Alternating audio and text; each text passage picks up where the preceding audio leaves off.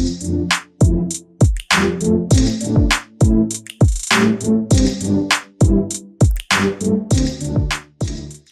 and welcome to the Print Soft Cover. This is Akanksha Mishra, and today I have with me Anand Sonawane, a journalist turned conservation communicator who recently came out with his book Maya, the biography of a tiger. Thank you so much for being with us, Anand. Thank you, Akanksha, for having me here. And now I first wanted to congratulate you on your book, and I wanted to show it to the audience. This is what it looks like. So let me start off by first talking about the book. It's a comprehensive biography of the tigress Maya, who lived in the Tadoba Andhari Tiger Reserve. So let's begin with the question: what prompted you to write a book about um one tiger, tracing the life of one tiger? Because usually we have numerous books about tigers as a species, or even about one particular reserve. But what is it that gave you the idea that I want to write about Maya? So, Akanksha, it just happened that in 2023, I was working on a coffee table book for Tadoba Andhari Tiger Reserve. And while working on that particular coffee table book, an idea struck my mind that why can't we make a separate coffee table book on Maya? Maya was there, she was very much there in her territory at that particular time. And I thought, millions of people had seen her. There were lakhs of photographs of her across the world. And, she had a huge fan following. So the basic idea was let's do a separate coffee table book on her, because I was very sure that there would be lakhs of photographs available. But as I went on studying about her, I started researching on her, and then I realized, oh, she has got a tremendous story, and that story needs to be told in words, not only in pictures. So that is where the idea first came into my mind that I should write a book and not do a coffee table book. As soon as the idea came into my mind, I approached my boss. He was the field director of Tadoba, then Dr. Ramgaonkar, and fortunately, he immediately approved the idea. And since then, my the process of researching, writing the book started. Okay. Now, when we talk about researching and writing the book, so you have a background as a journalist. You've been a journalist for quite a while, and it was recently that you turned into communications. But can you tell me whether this background as a journalist helped you in both writing and researching this book and visualizing it? Because the book has got beautiful pictures, it's got a very visual way of storytelling. Absolutely, Akanksha. It helped me a lot. So, fortunately, I have worked in print as well as in television media, and taken together, I have worked for more than 2 decades. So, I had that visual perspective, as you rightly mentioned. Apart from that, I think what needed that particular time was the objectivity, because I myself was a huge fan of Maya. I had been following her for many years, but as a fan, not as a researcher. Secondly, I was not a typically, a biologist or a educated, so-called educated conservationist. My educational background is not in conservation, so it was very difficult for me to, objectively research it. Here came my background in journalism. Secondly, by that time, I had started working with Tadoba as its communications officer since 2021, I guess. And since I started working with them as a communication officer, my approach, my perspective towards tigers had changed. Uh, Earlier, I was just a tiger lover, but then I realized that I should, appreciate tiger as a species, not as an individual. So that particular aspect also helped me. The objectivity helped me, and the last but not the least is, the consistency. The When you are in journalism, you have to be persistent. You have to be consistent, and that quality also helped me during all this process. That makes a lot of sense. And, you know, I want to build off of your answer and talk a little bit about. So, you said that you started working as at the Tadabandhari Tiger Reserve in 2021.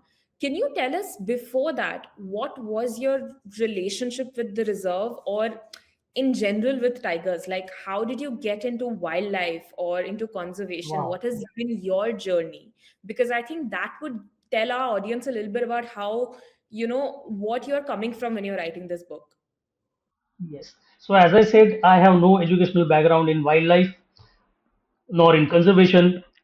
So it just happened that in 2008, me and my wife Surekha, we had gone to a tiger reserve, and incidentally, it happened to be Tadoba.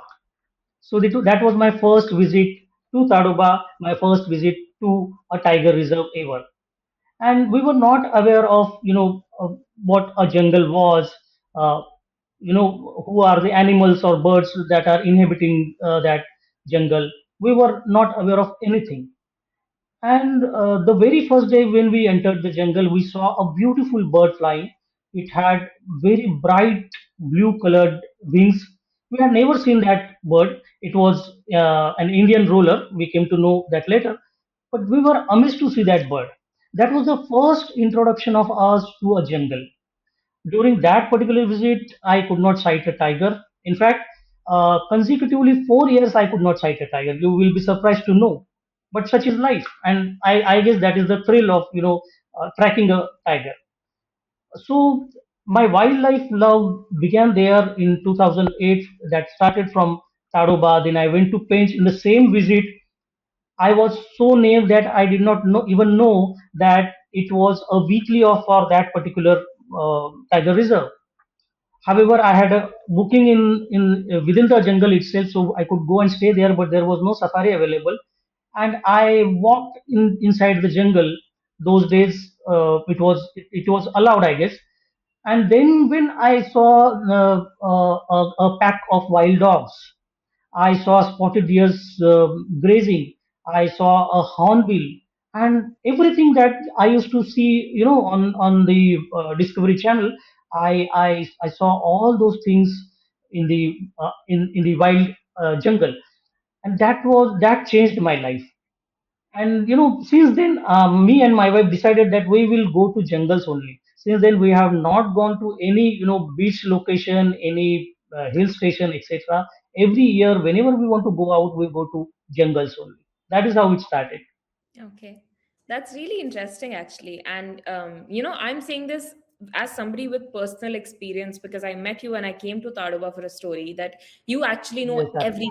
corner of the reserve. And I do know that you've been working at TATR for quite a while now.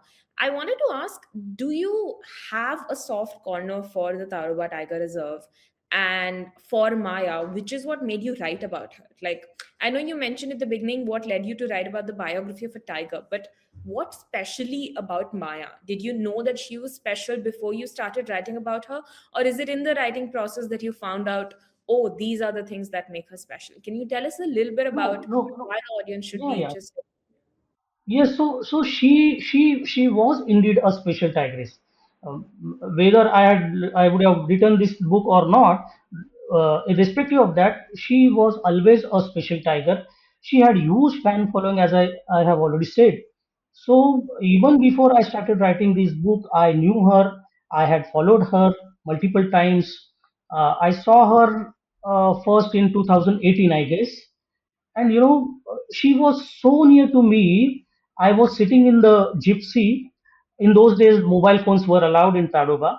So I was videographing her, and she came so near to my gypsy that I could have touched her.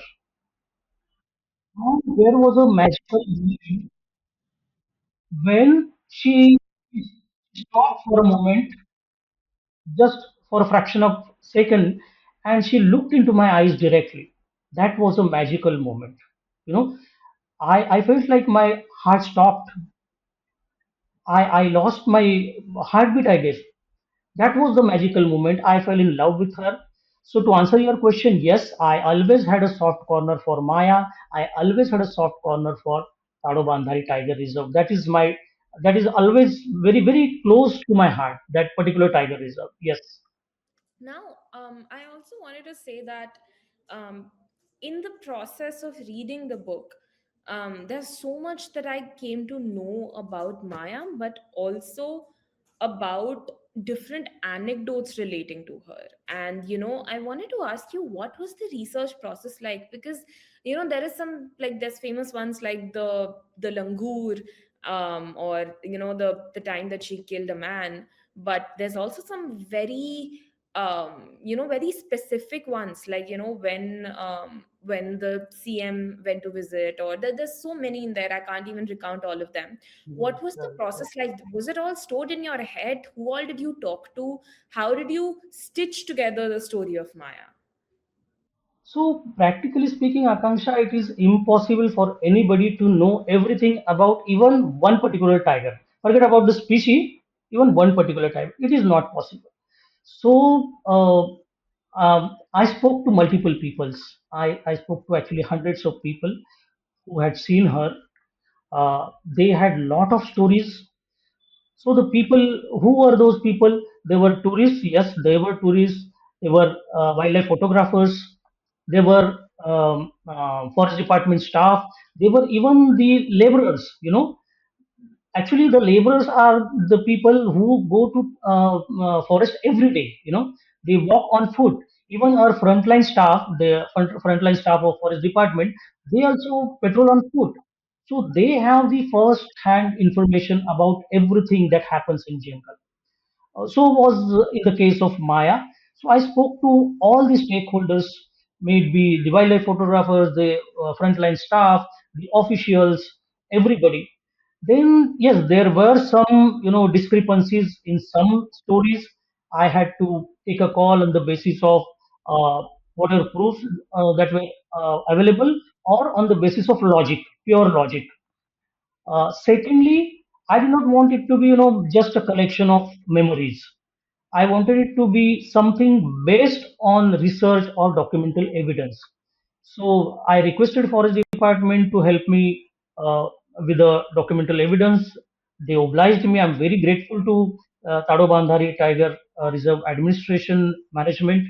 They helped me, and I got lot of documentation available, which was there inside the storeroom, and I studied everything. You gave an example of the human kill that Maya did. She in fact killed four people. So I went through the autopsy report. I went through the panchanamas and everything. Each and every paper available, I wanted to go through it, and I did that. I spoke to multiple peoples. I cross-checked the references, and that is how the book finally came into being. It but was a if i tedious process.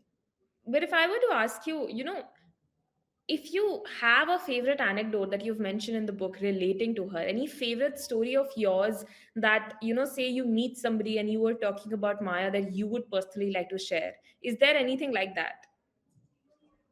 So to be very frank with you, there are multiple such stories, but there is one story wherein we can't find any explanation to it. My personal opinion is, we human being usually think that we know everything. That is what we think, and we also think that we know everything about the tigers. But I personally feel that we know nothing. I'll give you an example wherein Maya goes after a little fawn, a spotted deer fawn. She catches the fawn, and logically she should eat it, right? But she doesn't do that. Surprisingly, what she does is, she takes care of the fawn. She licks it, she plays with it, and at the end of it, she let it go. You know, she's not killing it. This is, I mean, how do you explain it? Why did she do that? We don't know. I mean, there are so many such behavioral incidents wherein she's going out of the box. She is going out of the books. So, and you keep on thinking, why did she do that? So that is one thing I really appreciate about her. She had, on numerous occasions, she had shown that she could think out of the box. Yeah, that makes sense. Now, when I was reading the book, I was thinking that, through its exploration of Maya's life, the book also, in many instances, talks about ecology, and it talks about tiger behavior. Like you talk about how a tiger establishes territory, how they mate, the landscape of TATR. Now, was that like, did you intend to do that, or was it that while writing you realized that these are also stuff that the audience needs to know, and you also realize that you know so much about this area that you need to inculcate that information into the book? Like, how did it develop into a exploration of not just Maya's life but also about tigers and tiger behavior? So I think, Akansha, that was not intentional. I think it came out what was there within, you know, because I firmly believe two things. One, you cannot look at a tiger in isolation. Yeah, it is an important part of a complete ecology. So that was one belief that I always had in mind. Secondly, though the book is all about one particular individual tiger, I always had in my mind that I am also talking about a species. Yes, it is a story of Maya, an individual. Yes, I am not denying that. But it also narrates a larger story of the tiger as a species. See, see, those 2 points were very much there in my mind, and it was not intentional. I firmly believe on both these points. So I believe that has reflected in my writing. Now, I'll come to the final question, and I think it's the question that is on everybody's mind when they even pick up the book. Where is Maya? What has happened to her? You've done your research. You know Tadoba, the tiger reserve, more than anybody that I know. And after writing the entire book, what can you say about where Maya is right now? So I was expecting this question, but nobody has an answer to this question, to be very frank with you. As a matter of fact, there is no proof that she is dead. At the same time, there is no evidence that she is alive. Yes, there are numerous theories about her. What could have happened? We can only talk about what could have happened. And the most probable chances, I believe, are uh, she might have, died due to natural circumstances because she was 13-year old. As you know, the average lifespan in the wild of a tiger is around 10 to 15 years. So she had lived her life. She was almost 13. She was heavily pregnant. In such a situation, she had lost one of her canines also at that particular time. So there is every possibility that she might have, succumbed to a fight with some other tiger. That is very much possible. She might have died because of natural circumstances, natural death also. That is also possible. Then people ask, how come you could not recover the body? So my answer to that question is, it is very difficult. In a forest like Tadoba, it is very difficult to recover a body. Generally speaking, it just happens in hardly 20% of the cases wherein natural deaths are, registered, wherein you get the actual body. Otherwise, tigers have a very specific habit, or their behavioral trait is such that whenever they feel that there is, there is nearing their end, they would travel to the isolated place in the jungle, and then they would die peacefully. That is not my observation. It has been written by many experts. So if that is true, and that I firmly believe that is true, that is the reason you don't recover bodies. So that could have been a case. So there are multiple theories. You really don't know what has really happened. But yes, what we can say is there is no evidence, no proof of whether she is alive or she's dead. And we just have to live with that. You end the book with that too. Absolutely, absolutely. I think that's a good note on which to end the interview that we've had. Also, thank you so much, Anand, for answering the questions well, and all the best with the new book. Thank you, Akansha. Thank you very much.